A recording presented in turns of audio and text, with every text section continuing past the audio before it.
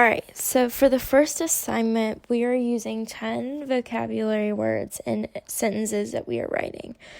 So this video is just walking you through the vocabulary words, what they mean.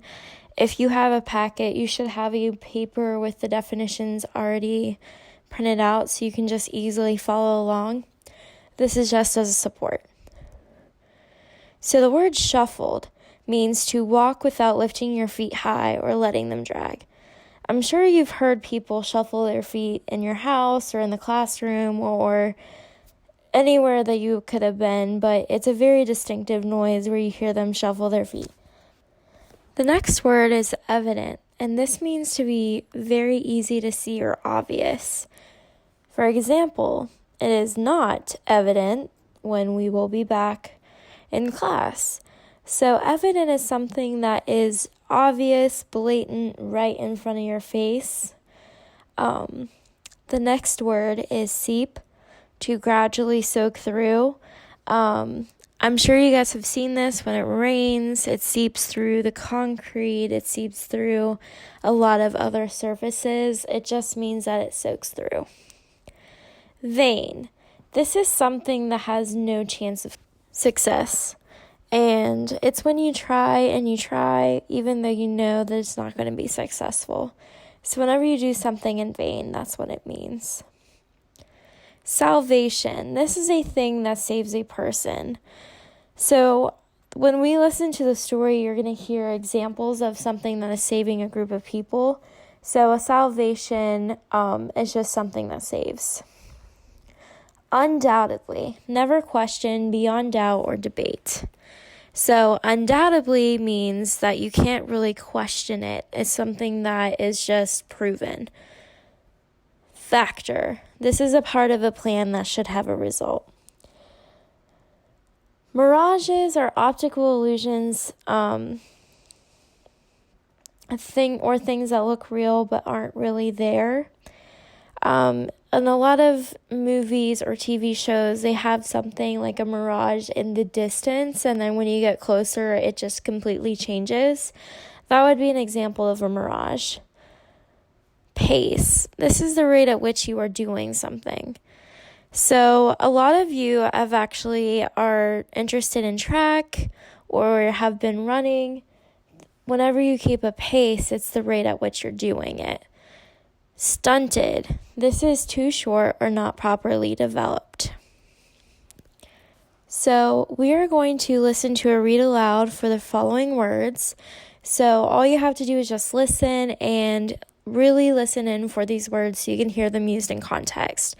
So think back on the definitions and notice how they're being used in context and how they're actually being used to tell a story. Okay, so the read aloud is actually called Land Rush. On September 16th, 1893, the hour ticked down toward noon. Horses shuffled their hooves. Nearby, steam engineers stoked the coals, and the slap of their shovels muted by the crowd packed into the cars. More than 100,000 people, the tension evident on their faces, waited to begin the great Oklahoma land rush. Seth Humphrey and his brother were there that day, straddling their bicycles as they let the sun seep through their shirts. Like most people here, the brothers were ignorant of the betrayal that had led to this day.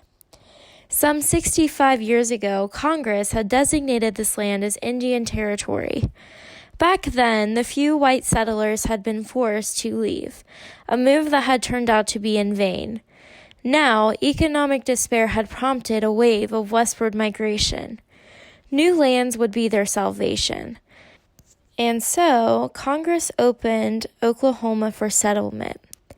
The past 10 years had already seen 2 land rushes, but today, the crowds were far greater. Only 42,000 parcels of land remained, as Seth Humphrey later recalled.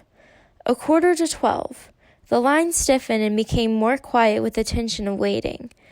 Out in front, a couple hundred yards and twice as far apart were soldiers, resting easily on their rifles.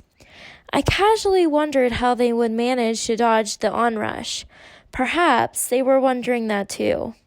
The engine, a few hundred feet away, coughed gently at the starting line, the tops of its 10 cattle cars trailing back into the state of Kansas, alive with men. Seth knew that some people, later called Sooners, had undoubtedly snuck past the guards under cover of darkness to claim the best plots. This fear had become another factor in people's growing restlessness. Seth remembered the race was ready to begin. 5 minutes, 3 minutes. The soldiers now stood with rifles pointing upward. A cannon was to give the first signal. This, the rifles were to take up and carry on as fast as sound could travel the length of the Cherokee Strip. To Seth and his brother, the sights of horses, rigs, wagons, and riders were like desert mirages. All they could see were 2 solid miles of tossing horse heads, restless hooves, and wild white eyes. And then Seth recalled. The rifle snapped and the line broke with a huge crackling roar. That one thundering moment of horseflesh, by the mile quivering in its first leap forward, was a gift of the gods, and it was like it will never come again. The next instant, we were in a crash of vehicles whizzing past it, us like a calamity. When it was all over, the boys traveled back, at a slower pace, to Kansas, fueled by the adventure they had just witnessed. But thousands of others whose stunted excitement was due to failure straggled along with them. So now it's your turn.